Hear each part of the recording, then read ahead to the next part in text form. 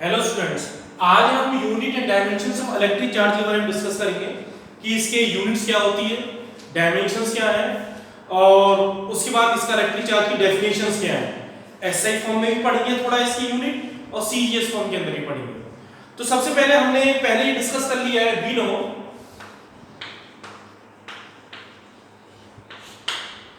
F equal to 1 upon 4 pi epsilon Q1 Q2 upon R square। इतना हमने पढ़ रखा है। इसके बाद इसकी एप्सिलॉन की वैल्यू कितनी पढ़ी थी हमने? 9 × 10 की power 9 Q1 Q2 upon R square। अगर हम इस केस में if Q1 equal to Q2 equal to Q ले लेंगे और R है इसको 1 मीटर ले लेते हैं एंड और फोर्स हम ले लेते हैं इसमें 9 × 10 की पावर 9 न्यूटन। ठीक है, इन वैल्यूज को इसमें रख देते हैं। देन 9 × 10 की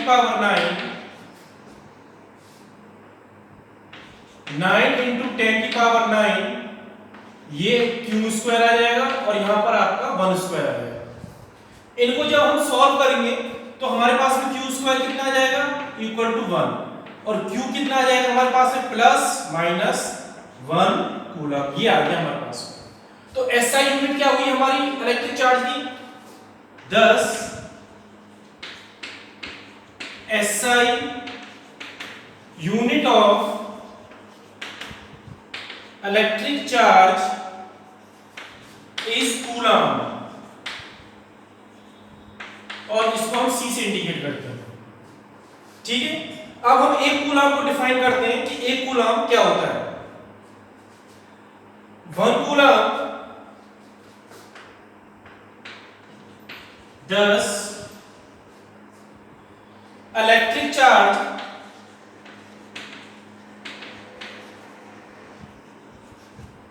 is said to be 1 coulomb if equal and similar charges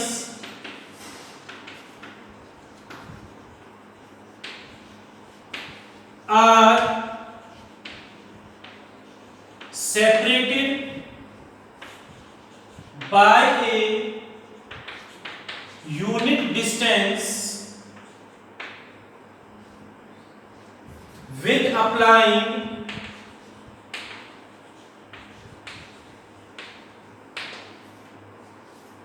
a force of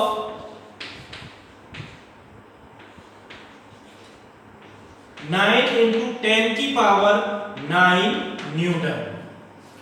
देखो हमने इसमें सबसे पहले अभी SI यूनिट के बारे में डिस्कस किया। ये पहले हमने फॉर्मूला पढ़ लिया था। इसमें हमने इसकी वैल्यू K की वैल्यू हमने ये रख दी, Q1 कितने ले लिया, इसमें हमने Q1 Q2 को हमने Q के बराबर कर दिया, R = 1 मीटर कर दिया, F बराबर हमने इतना कर दिया। ये सारी वैल्यूज हमने इसमें पुट करके हमारे पास में इतना आ गया। तो हमारे पास में SI यूनिट इलेक्ट्रिक चार्ज कितनी होती है? कूलम, और इसको हम सिंबल C से इंडिकेट करते हैं। उसके बाद में जो इलेक्ट्रिक चार्ज है इसको हम 1 कूलम जब कहेंगे जब आपके दोनों चार्जेस इक्वल हैं और एक सेपरेशन 1 मीटर या 1 यूनिट की सेपरेशन पे है और इन दोनों चार्जेस में आपका फोर्स 9 × 10 की पावर न्यूटन फोर्स लग रहा है। उस सिचुएशन में हम 1 कूलम को डिफाइन करते हैं। इसका डायमेंशन फॉर्मूला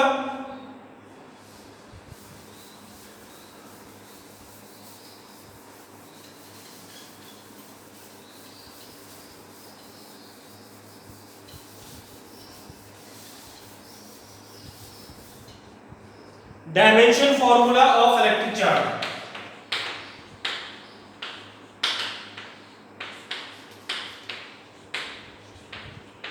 फॉर्मूला ऑफ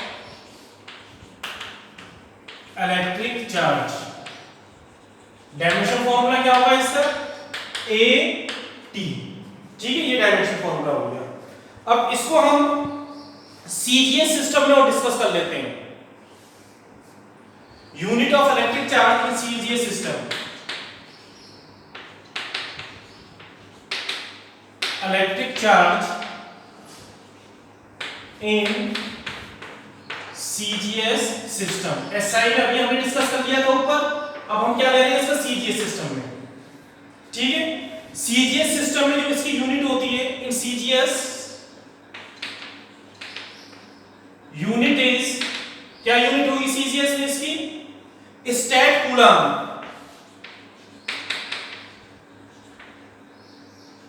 और ईएसयू भी कहते हैं इसको हम, ईएसयू, इसका नाम है इलेक्ट्रोस्टैटिक यूनिट,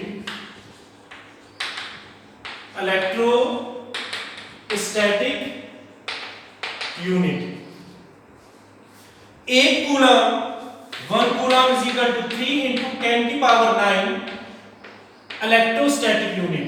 ठीक है, इसके बराबर होता है 3 into 10 की पावर 9 इलेक्ट्रोस्टैटिक यूनिट। और एक इलेक्ट्रोमैग्नेटिक यूनिट 1 EMU, इसको हम बोलते हैं इलेक्ट्रोमैग्नेटिक यूनिट, इलेक्ट्रोमैग्नेटिक यूनिट।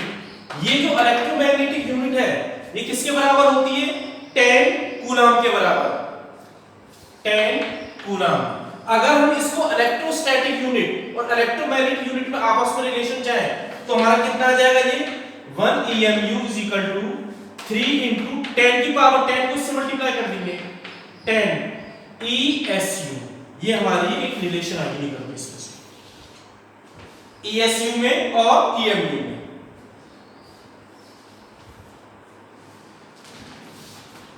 अब नेक्स्ट टॉपिक हम लेते हैं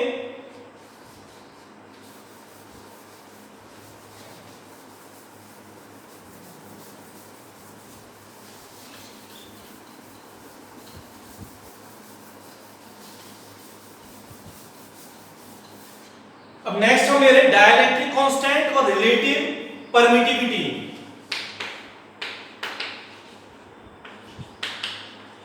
डाइलेक्ट्रिक कांस्टेंट, डाइलेक्ट्रिक कांस्टेंट को हम कैसे डिनोट करते हैं?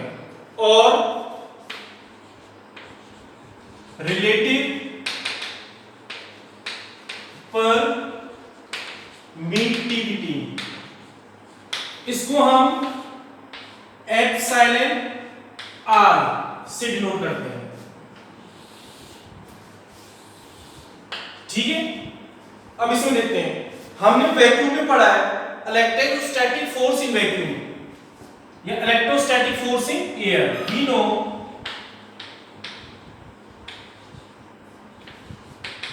इलेक्ट्रोस्टैटिक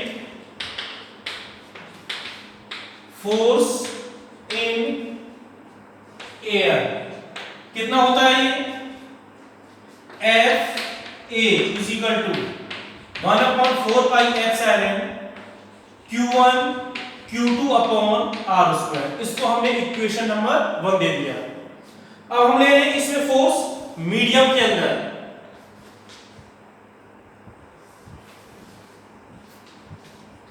इन मीडियम,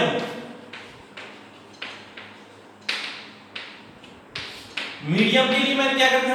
FM कर दिया, और FM का इसका फॉर्मूला क्या आ जाएगा? 1/4 पाई एप्सिलॉन m आएगा इसके साथ में, इसके साथ में m आएगा, और जो एब्सोल्यूट आपकी जो परमिटिविटी होती है फ्री स्पेस उसमें एप्सिलॉन आ जाता है, नॉट आ जाती है, इसमें m आ जाएगा। तो ये फॉर्मूला क्या बन जाएगा? Q1 Q2 upon R square. ये इक्वेशन नंबर हमने 2 कर दी। अब फर्स्ट और सेकंड को डिवाइड कर रहे हैं, divide first by second, divide करेंगे तो हमारे पास कितना निकल जाएगा? FA upon FM equal to 1/4 pi epsilon Q1 Q2 upon R square divided 1/4 pi M Q1 Q2 upon R square. अब देखो इसमें ये और ये कैंसिल आउट हो गया, ये चीज और ये चीज हमारी कैंसिल आउट होगी। हमारे पास में इधर क्या बचा है? ये FA upon FM equal to ये आपका ऊपर चले जाएगा और ये नीचे आ जाएगा एप्सिलॉन, ये बच्चों ठीक है। अब हम इसको किसके बराबर कर रहे हैं, ये जो चीज होती है आपका फॉर्मूला होता है F A upon F M equal to, ये होता है आपका एफ इसके बराबर, रिलेटिव परमिटिविटी के बराबर होता है ये। और ये चीज जो F A upon F A, ये किसके बराबर है, हमारी के के बराबर। इसको हम किसके बराबर लिख सकते हैं, के बराबर इसको हम लिख सकते हैं। तो इसमें से हम इसकी डेफिनेशन डाइलेक्ट्रिक कांस्टेंट को डिफाइन कर सकते हैं आसानी से। thus dielectric constant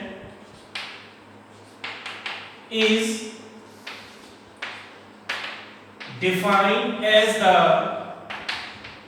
ratio of force in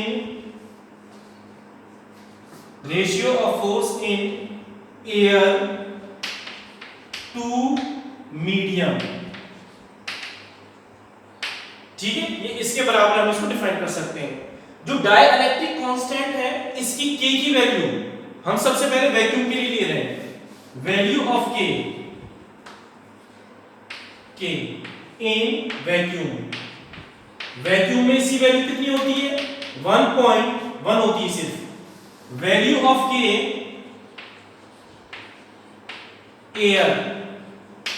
air में कितनी होती है, 1.006। Value of k in glass में होती है इसकी 3.8। और वैल्यू ऑफ के इन वाटर में इसकी वैल्यू होती है 81 या 80, ये होती है। तो हमने इससे आप इससे रिलेटिव परमिटिविटी को डिफाइन भी कर सकते हैं। तो रिलेटिव परमिटिविटी की डेफिनेशन क्या हो जाएगी, सेम होगी। thus डाइलेक्ट्रिक कांस्टेंट हटकर relative permittivity is defined as the ratio of force in air to medium. इस टाइप से हम उसको डिफाइन कर सकते हैं।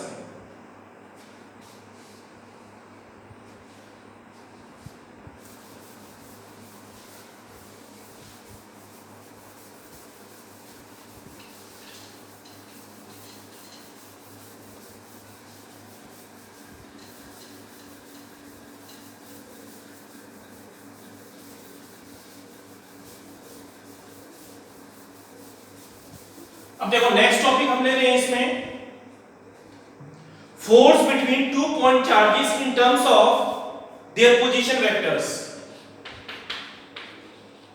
Force between two point charges in terms of their position vector.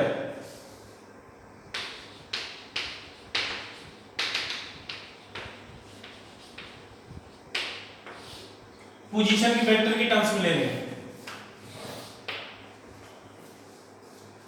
अब हमने इसमें क्या किया, हमने दो पॉइंट चार्जेस कंसीडर किए Q1 Q2 और उनके पोजीशन वेक्टर्स लिए हमने R1 R2। ठीक है, इसमें सबसे पहले हम दो कोऑर्डिनेट्स ले लेते हैं। ये y हो गया, ये हमारे पास में x, और ये क्या हो गया इसमें ओरिजिन। एक हमने पॉइंट लिया यहां पर A, इस A पॉइंट पर चार्ज आपका Q1 है और इसका जो पोजीशन वेक्टर है यहां से यहां तक का ये पोजीशन वेक्टर 0 से इनिशियल से ये ले लिया हमने इसमें R1। ठीक है, दूसरा पॉइंट हमने लिया इसमें B, इस पर चार्ज Q2 प्रेजेंट है और इसका जो पोजीशन वेक्टर है ये हमने ले लिया R2। ठीक, अब सबसे पहले ये देखना है Q1 पर जो फोर्स लगाएगा चार्ज Q1 पर Q2 जो फोर्स लगाएगा वो आपका फोर्स रेपल होगा। रेपल फोर्स आपका इधर लगेगा F, और कैसे लगेगा, 1 पर चार्ज कौन लगा रहा है 2, तो इसको हम ऐसे करके लिखेंगे। अब आती है इसकी डायरेक्शन की बात। जब इसका डायरेक्शन देंगे तो इसका यूनिट जो डायरेक्शन होगा, यूनिट वेक्टर डायरेक्शन, ये आपका आर कैप, ये 2 से कौन सी साइड में जा रहा है, 1 पर, तो ये आपका डायरेक्शन आ जाएगा 2 1, ये इसका यूनिट डायरेक्शन है। ठीक है, अब थोड़ा सा पहले इतना काम करके इसको हम थोड़ा लिख लेते हैं जिससे आपको क्लियर समझ में आता चल जाए। Consider 2 point charges, consider 2 point charges Q1 and Q2 whose position vectors are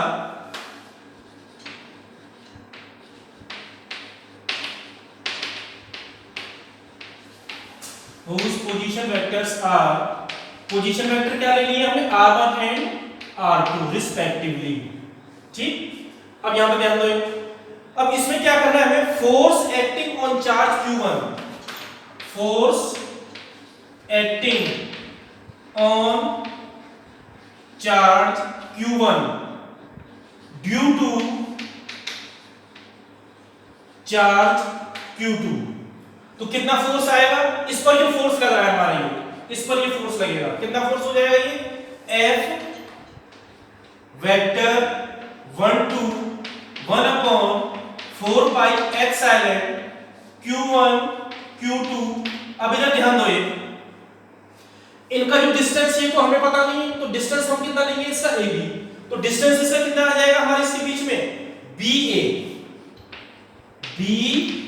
square, और इसका यूनिट वेक्टर कितना है हमारा 1 2 लिखा था, इसको मैं BA के फॉर्म में ही लिख रहा हूं मैं आपको, B से A में, आपको और क्लियर समझ में आता चल जाएगा। ठीक है, BA, तो इसका यूनिट वेक्टर कितना आ गया आपका, ये BA।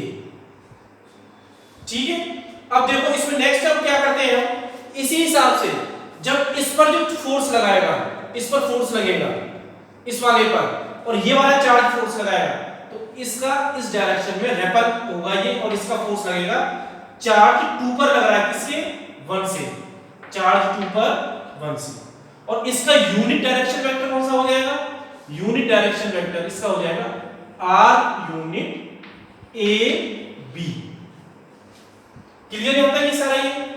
अब इसमें देखो ये, अब हम इसको B और A को रिजॉल्व करेंगे, तो कितना आएगा हमारे पास में, बट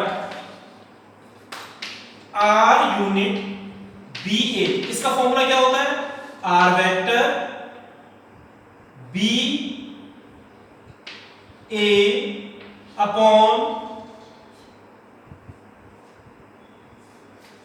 या इसको आप लिख लो, इसको हटा दो आप ऐसे, BA के टर्म्स में BA वेक्टर अपॉन BA, ये होता है। इसको हम इसमें रख देंगे, इसको मैंने क्वेश्चन नंबर फर्स्ट कर दिया, इसको सेकंड कर दिया। कितना आ गया हमारे पास में, ये put second in first,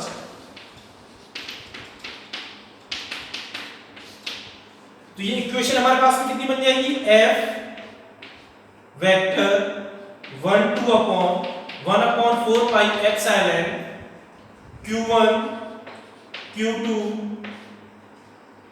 BA vector, और नीचे हमारे पास में ये आ गया BA वेक्टर होल क्यूब आ जाएगा, स्क्वायर पहले था, एक इसका मल्टीप्लाई हो जाएगा, ये होल क्यूब आ गया। इसको मैंने इक्वेशन नंबर 3 दे दिया। अब हम इसके अंदर ट्रायंगल लॉ अप्लाई कर रहे हैं, using triangle law, using triangle law of vector addition.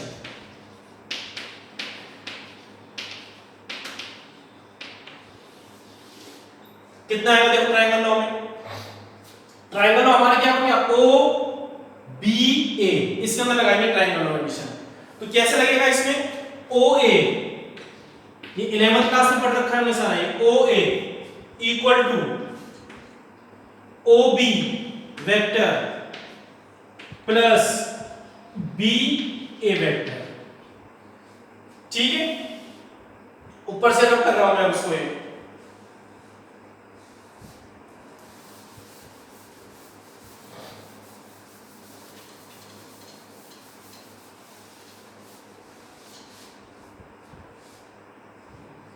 अब देखो इसमें इसमें हमने क्या किया, इस OB को इस साइड में पहुंचा दिया, OA vector minus OB vector is equal to BA vector, क्योंकि हमें BA यहां से हटाना है, पोजीशन वेक्टर के टर्म्स में लाना है। हमारा डेरिवेशन क्या है, force between two point charges in terms of their position vector था, तो पोजीशन वेक्टर के टर्म्स में लेके आना है हमें, तो यहां से हमें ये सब्स्टिट्यूट करना है। तो इसकी जगह पर क्या करते हैं, इसकी वैल्यूज पुट कर दें, BA vector equal to OA का पोजीशन वेक्टर कितना है, R1 vector minus R2 vector. ठीक है, इसका इक्वेशन नंबर नाम दे दिया मैंने 4, और इनकी वैल्यूज को हमने वहां पे सब्स्टिट्यूट कर दिया। तो हमारे पास में अब कितना आ जाएगा, फ्रॉम थर्ड एंड फोर्थ कितना आया, ये F12 equal to 1/4 pi epsilon Q1 Q2 upon BA की जगह पे क्या रखना है, हम ये रख देंगे इसमें R1 R2 vector whole cube, और ये कितना आ जाएगा ऊपर हमारे पास में R1 vector minus R2 vector, कितना आ गया हमारे पास में। ठीक है, यहां तक क्लियर है। इसी हिसाब से हम इस पर चार्ज निकालेंगे, तो इसका हम क्या करके लिख देंगे, सिमिलरली। अब मैं ये रब कर रहा हूं सारा नीचे का,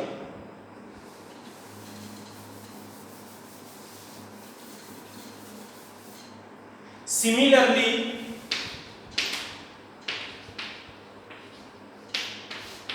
कितना आ जाएगा ये हमारे पास में, इसका निकालेंगे हम F21 का, F vector 21 equal to 1/4 pi epsilon Q1 Q2, इसमें हमारे पास में R1 R2 माइनस था, तो इसमें कितना आ जाएगा हमारे पास में R2 माइनस R1, कितना आ जाएगा R2 minus R1, R2 vector minus R1 vector upon R2 minus R1 vector का होल क्यूब। ठीक है, अब ये चीज हमारी किसके बराबर है, अगर हम इनको यूनिट वेक्टर के टर्म्स में, अब हमने ये सब्स्टिट्यूट कर दिया, अगर हम इसमें न्यूटन्स के इसको चेंज करें, माइनस का साइन कर दें, तो हमारे ये वेक्टर्स आगे पीछे चेंज इंटरचेंज हो जाएंगे। भाई माइनस से इसको अगर मैं माइनस से यहाँ पे इसको मल्टीप्लाई कर देता हूँ, तो R1 इधर आ जाएगा, R2 इधर आ जाएगा, तो इसको हमने ऐसे भी लिख सकते हैं, F vector minus F vector 1 2, और ये जो फोर्स है, thus force on the two charges are force of action and reaction। इससे क्या पता लगा हमें, कि दोनों चार्जेस पे, एक इस चार्ज पे एक इस चार्ज पे, जो हमारे दोनों ये फोर्स लग रहे हैं, ये आपके कैसे हैं, अपोजिट और इक्वल फोर्सेस हैं। thus from above the forces on the two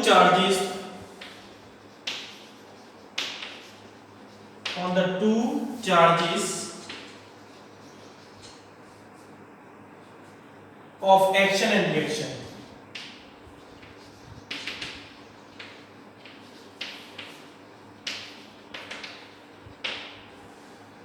ठीक है, ये हमने कंक्लूड निकाला, जो हमारे ये पोजीशन वेक्टर्स के टर्म्स में दोनों चार्जेस में फोर्स लग रहे थे, आपस में कैसे हैं, आपके अपोजिट और इक्वल फोर्सेस लग रहे हैं। इसका मतलब एक्शन है, रिएक्शन के फोर्स है, जो न्यूटन के थर्ड लॉ को फॉलो करते हैं।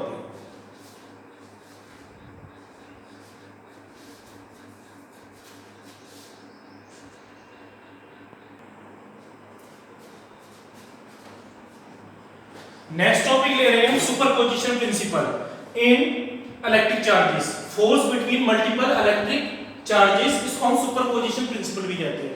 इसकी डेफिनेशन क्या होती है, हम एक ही आपका किसी एक उस पर चार्ज लग रहा है, जिससे टोटल फोर्स, कोई एक चार्ज पर सारे चार्जेस के द्वारा जो फोर्स लग रहा है, उसका एल्जेब्रिक चार्ज इंडिविजुअल चार्ज के फोर्स के बराबर होगा, उसी को हम सुपरपोजिशन या multiple electric charges, force between multiple electric charges कहते हैं। एक बार फिर से इसकी डेफिनेशन ले लेते हैं। It states that the total force acting on a given charge due to all charges is equal to the algebraic sum of individual forces acting on the charge due to all of the charges। जैसे आपका एक charge पर force ही हो गया, इस पर इसी charge पे जो फोर्स है इसका सारे चार्जेस का फोर्सेस का अलजेब्रिक सम, ये आपका सुपरपोजिशन प्रिंसिपल होता है। इसको अब हम क्या करते हैं, ड्राइव कर देते हैं। ड्राइव करने के लिए मैंने क्या किया, कोऑर्डिनेट्स में लिए, इसका ओरिजिन ये ले लिया और एक चार्ज ले रहे हैं। अब इसके अंदर हम चार्जेस ले रहे हैं जैसे Q1, Q2, Q0। सबसे पहले मैंने एक चार्ज लिया इसका और इस चार्ज का नाम हमने Q0 दे दिया और इसका इनिशियल पोजीशन वेक्टर हमारे पास R0 इसका पोजीशन वेक्टर है। ठीक है, एक चार्ज और लिया हमने इसको हमने नाम दे दिया Q1 और इसका पोजीशन वेक्टर है R1। ये वाला चार्ज इस पर फोर्स लगा रहा है, इसका ये कितना हो जाएगा हमारे पास में F01। ठीक है, क्लियर यहां तक। और जो ये वाला चार्ज था, ये जो फोर्स लगा रहा था, ये फोर्स इधर ही लगाएगा, तो ये आपका आ गया F0। ठीक है, अब देखो इसमें इसी हिसाब से एक चार्ज और ले लिया हमने, इसका नाम Q2 दे दिया। ये वाला चार्ज इस पे फोर्स लगा रहा है और ये हो गया F02 वेक्टर और इसका पोजीशन वेक्टर हो गया R2 वेक्टर। एक और ले लेते हैं इसी हिसाब से, एक चार्ज हमने ये ले लिया और इसको दे दिया हमने Q3। ये Q3 इस पर फोर्स लगा रहा है और ये इसका कितना आ गया F03। ठीक, इसी हिसाब से और ले लिया हमने, कितनी लेते चले जाओ, बहुत मल्टीपल चार्जेस है, बहुत सारे चार्जेस हो सकते हैं आपके पास में। और ये मैंने ले लिया आपका Qn और इसका पोजीशन वेक्टर हो गया Rn वेक्टर और ये फोर्स लगा रहा है Qn Q0 पे फोर्स लगा रहा है F0n।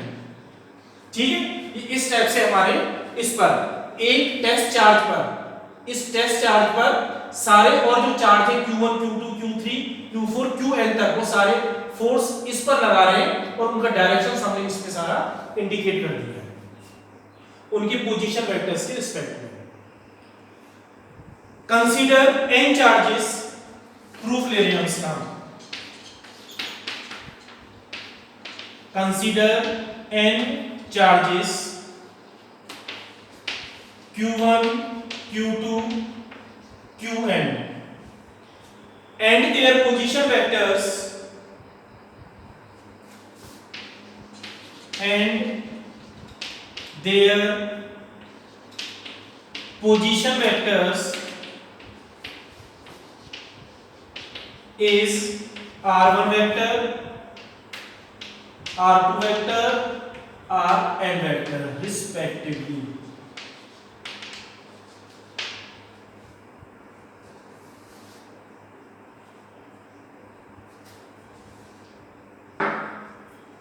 Let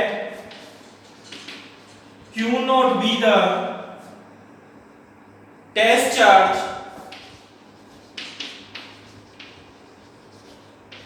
placed at P। इस पॉइंट को हमने P मान लिया जहां पे Q0 आपका प्लेस है। प्लेस एट P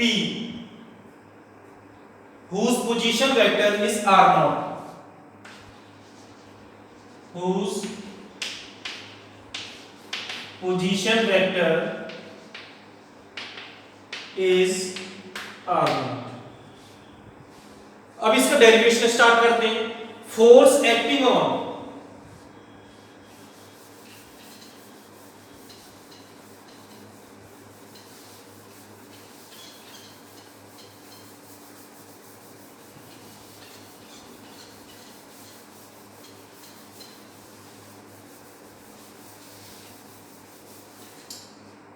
अब देखो इसमें force acting on charge Q0 due to Q1।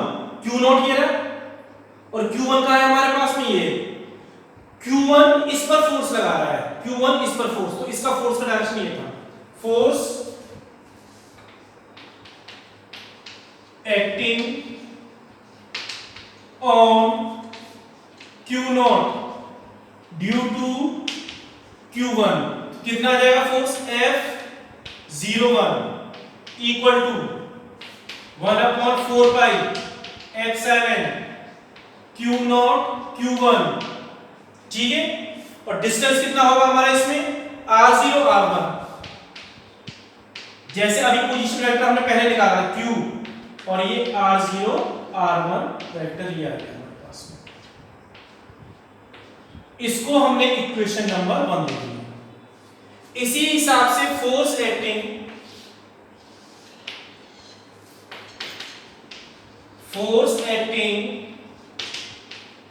On Q0 due to Q2 charge से निकाल रहे हैं, इसका कितना आ जाएगा आपका F02 equal to 1/4 pi epsilon Q0 Q2 आ जाएगा इसमें, और यहां पे कितना आएगा R0 R2 vector whole cube R0 R2 vector ये आ गया, इसको इक्वेशन नंबर हमने 2 दे दिया। इसी हिसाब से 3 आ जाएगी, 4 आ जाएगी 5, और n के लिए लिख देता हूं मैं directly F0n 4 pi epsilon Qn R0 minus Rn R0 Rn vector, ये आ गया हमारे n के लिए, ठीक है। सुपरपोजिशन प्रिंसिपल क्या था, उसके अंदर इन वैल्यूज को पुट कर देंगे यूजिंग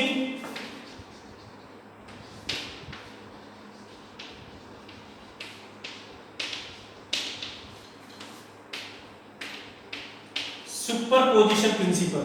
कितना आ जाएगा हमारे पास में, ये F ये था ना हमारे पास में F01 वेक्टर प्लस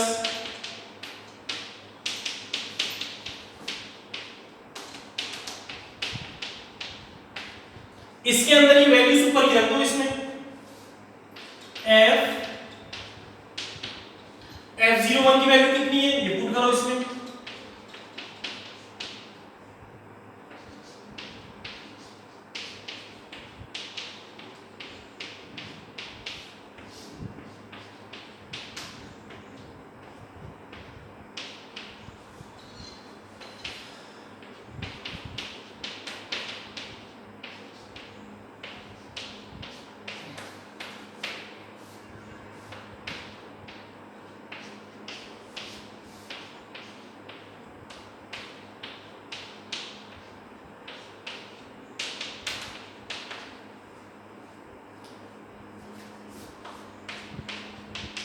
n के लिए ले रहे हैं हम,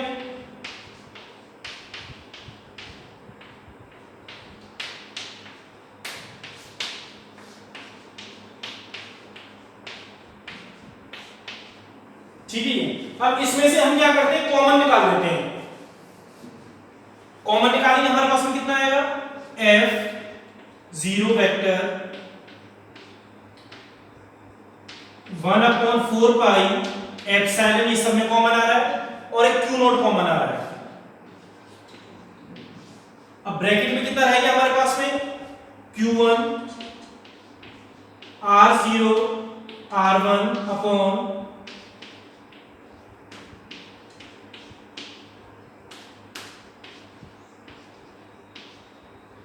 प्लस इसमें से भी ये कॉमन निकल गया, क्या बचा हमारे पास में Q0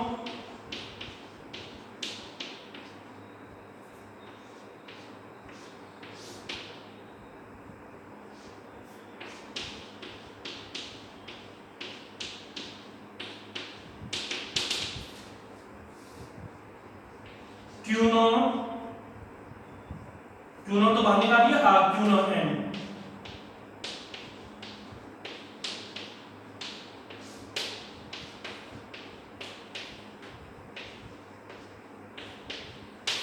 ये बचा हमारे पास में कॉमन निकाल दिया। अब देखो इसको आगे सब्स्टिट्यूट कर देते हैं और इसमें फॉर्मूला बना लेते हैं।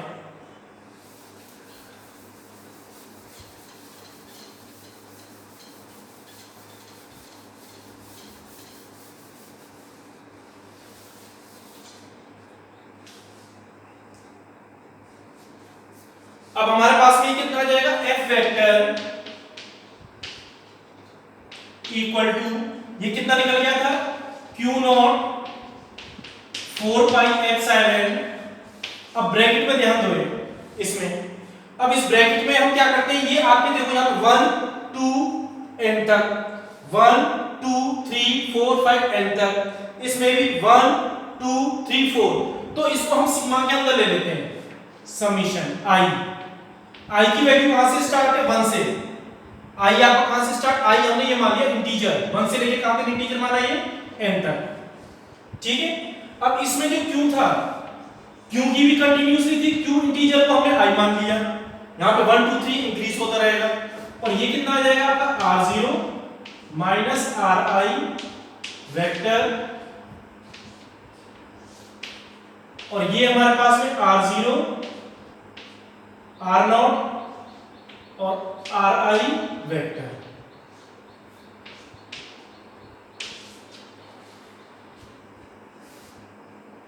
ये हमारे पास में आपका सुपरपोजिशन ऑफ प्रिंसिपल या फोर्सेस इन मल्टीपल चार्जेस का फॉर्मूला बन गया है, जो हमें डेरिवेशन ड्राइव करना था, ठीक है।